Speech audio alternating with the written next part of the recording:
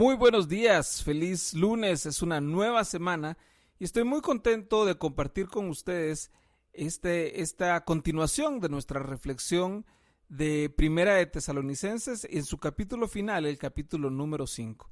Mi nombre es Juan Callejas, esto es Reflexiones, el podcast de discusión inteligente y razonable creer en Dios. Antes de entrar directamente en la lectura del capítulo 5, vamos a usar unos versículos del capítulo anterior, del final del capítulo 4, para poder entrar con un mejor contexto.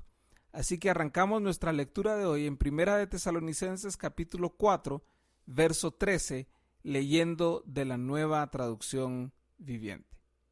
Y ahora, amados hermanos, queremos que sepan lo que sucederá con los creyentes que han muerto, para que no se entristezcan como los que no tienen esperanza. Pues ya que creemos que Jesús murió y resucitó, también creemos que cuando Jesús vuelva, Dios traerá junto con él a los creyentes que hayan muerto. Les decimos lo siguiente de parte del Señor. Nosotros, los que todavía estemos vivos cuando el Señor regrese, no nos encontraremos con él antes de los que ya hayan muerto. Pues el Señor mismo descenderá del cielo con un grito de mando, con voz de arcángel y con el llamado de trompeta de Dios. Primero, los cristianos que hayan muerto se levantarán de sus tumbas.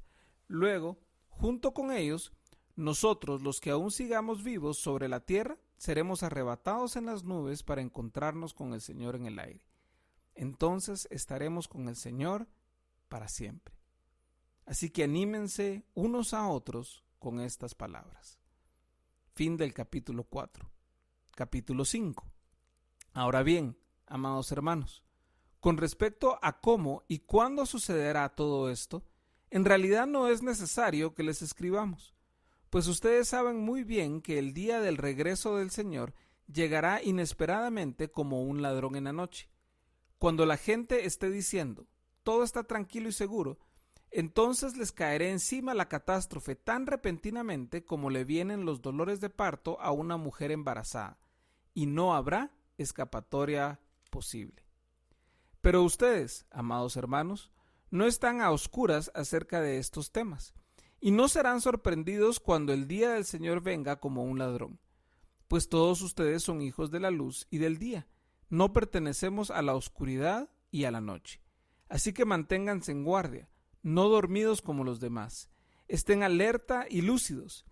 Es en la noche cuando la gente duerme y los bebedores se emborrachan, pero los que vivimos en la luz estemos lúcidos, protegidos por la armadura de la fe y el amor, y usemos por casco la confianza de nuestra salvación. Pues Dios escogió salvarnos por medio de nuestro Señor Jesucristo y no derramar su enojo sobre nosotros.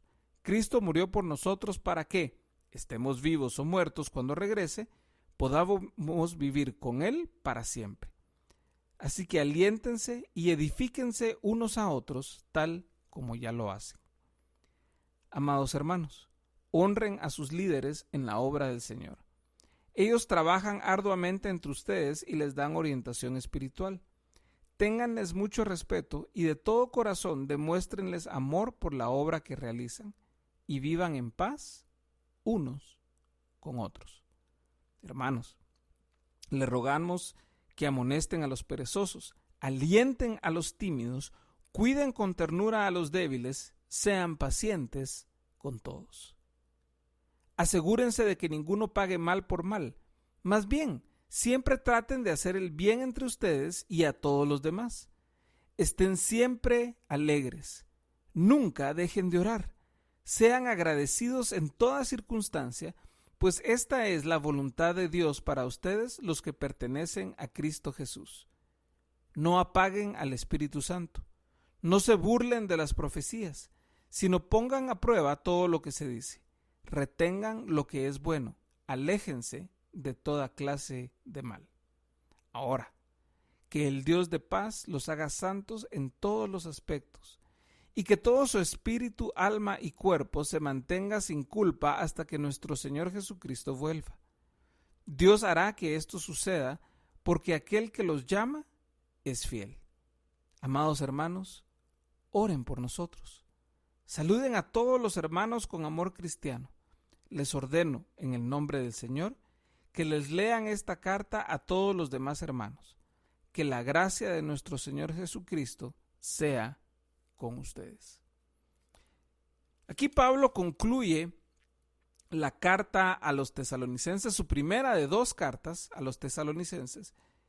Y Pablo arranca concluyendo las ideas que había empezado en el capítulo 4 acerca del regreso del Señor. Recordemos que cuando Pablo describe un poco esto con algo de detalle al final del capítulo 4, el último versículo del capítulo 4 es el que nos da el marco de referencia bajo el cual debemos de leer este texto. Así que anímense unos a otros con estas palabras. O sea, la idea de Pablo de transmitir este mensaje acerca del regreso del Señor es recordarles a los tesalonicenses la esperanza que tienen y que este es un mensaje que debe fortalecerles y debe animarles. Entonces, Pablo simplemente empieza el capítulo 5 concluyendo este argumento, recordándoles de que no debemos obsesionarnos por fechas, que no debemos obsesionarnos por cuándo va a pasar esto, sino simple y sencillamente tener la conciencia de que el Señor va a regresar en el momento que quizá menos esperamos, pero que nosotros simplemente debemos estar preparados para eso. Vivir de manera que exprese la esperanza que tenemos del regreso del Señor Jesús. O sea, alertas, vivir en la luz, vivir en la fe, vivir en amor. Y como dice Pablo, haciendo quizá un primer esbozo de lo que más adelante escribiría en a los Efesios, en el capítulo 6 de Efesios, que tengan siempre puesto en sus cabezas el casco o el yelmo de la salvación, básicamente haciendo la alusión a que la certeza de nuestra salvación, la idea de nuestra salvación, el mensaje de salvación debe gobernar la forma en que pensamos y proteger, como lo hace un casco, nuestra cabeza de pensamientos que nos saquen de ese contexto. Los versos 9 al 11, Pablo nos recuerda de dónde nos sacó Dios, que hemos sido electos por la purísima gracia de Dios, por el sacrificio de nuestro Señor Jesús, y que el propósito de nuestra salvación, el propósito de que Dios nos haya elegido, es para que podamos estar con Él. Y nuevamente Pablo termina esta sección en el verso 11 de la misma manera en que terminó el capítulo 4. Así que aliéntense y edifíquense unos a otros tal como ya lo hacen.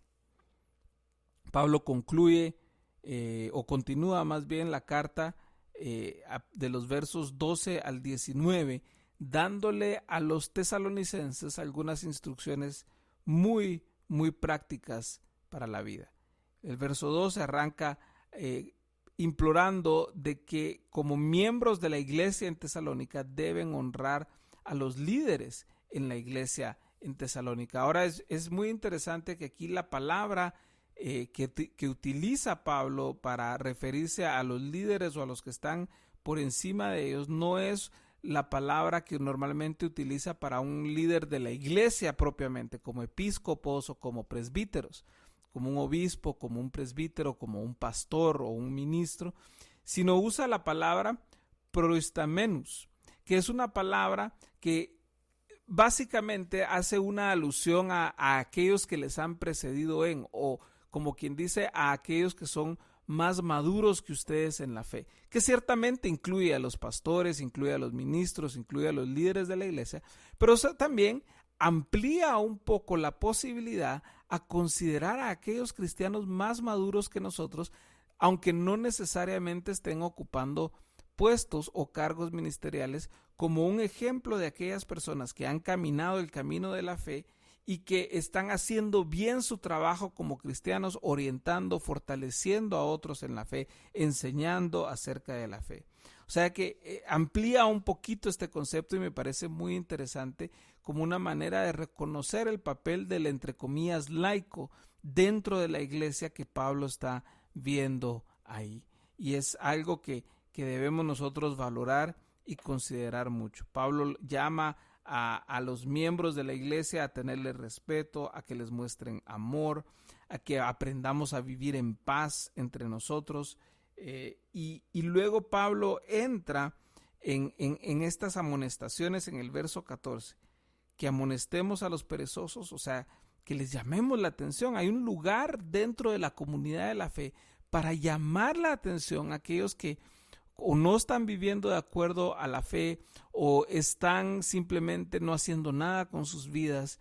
Y así que amonesten a los perezosos, alienten a los tímidos. Hay gente que quizá no se siente segura de sí misma, que no se siente segura en la fe y que necesitan una palabra de aliento. Bueno, alienten a los tímidos. Cuiden con ternura a los débiles. La iglesia no rechaza al débil, la iglesia abraza al débil, lo cuida con ternura, lo fortalece, lo acompaña, camina con él. Y sean pacientes con todos. O sea, ser pacientes con el perezoso, con el tímido y con el débil. Es algo muy práctico, muy real que nosotros podemos empezar a reflexionar si lo estamos haciendo en nuestras iglesias o qué podemos hacer para obedecer a este mandato. Luego dice, asegúrense de que ninguno pague mal por mal, más bien siempre traten de hacer el bien con ustedes y a todos los demás. O sea, llevar unas vidas verdaderamente entregadas al servicio y a la búsqueda del bienestar de otro y abandonar ideas de venganza. Nos llama a estar siempre alegres, a buscar el gozo que viene de nuestra salvación, a vivir una vida, a ofrecer una sonrisa a nuestro prójimo. Nunca dejen de orar, a perseverar en la oración, y vaya si no nos cuesta, a mí personalmente me cuesta, a ser agradecidos en toda circunstancia. Y vieran qué interesante cómo Pablo concluye la oración del verso 18, sean agradecidos en toda circunstancia, pues esta es la voluntad de Dios para ustedes los que pertenecen a Cristo Jesús. O sea, dentro de la respuesta a cuál es la voluntad de Dios para mi vida, en Primera de Tesalonicenses encontramos dos respuestas. Una, ya la leímos antes, abstenernos de la inmoralidad sexual. Y dos, vivir con gratitud, que es lo que acabamos de ver ahorita. El verso 19, 20 y 21 y 22 incluso puede costar un poco a los más reformados de pensamiento. No apaguen al Espíritu Santo, no se burlen de las profecías, sino pongan a prueba todo lo que dice, retengan lo que es bueno y aléjense de toda clase de mal. O sea, hay un espacio para estas expresiones dentro de la iglesia, pero que deben hacerse de manera correcta y deben ser respetadas incluso por aquellos a quienes les cuesta más esto.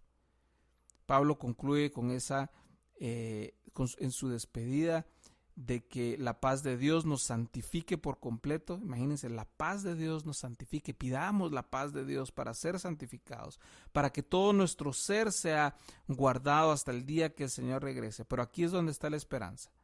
Dios hará que esto suceda, porque aquel que los llama es fiel. Nuestra santificación, el ser sostenidos, depende de Dios. Él lo va a hacer. Pidamos la fe para creer esto y caminar en esto y vivir de acuerdo de esto. Y así concluye Pablo, concluye despidiéndose, mandando saludos, y así es como concluye Pablo esta carta. Espero que haya sido de edificación para sus vidas, de bendición para sus vidas, que puedan regresar a leerla ahora toda nuevamente y comentarla y enseñarla y discutirla con sus familias, en sus iglesias, y que pidan al Señor la guía por su Espíritu Santo de cómo ponerla en práctica. El día de mañana, si Dios permite, continuamos nuestras reflexiones y vamos a enfocarnos en Segunda de Tesalonicenses para concluir la correspondencia de Pablo a esta iglesia. Por lo pronto les deseo un excelente día y una maravillosa semana. Mi nombre es Juan Callejas y esto ha sido Reflexiones, el podcast de discusión inteligente y razonable creer en Dios. Nos vemos.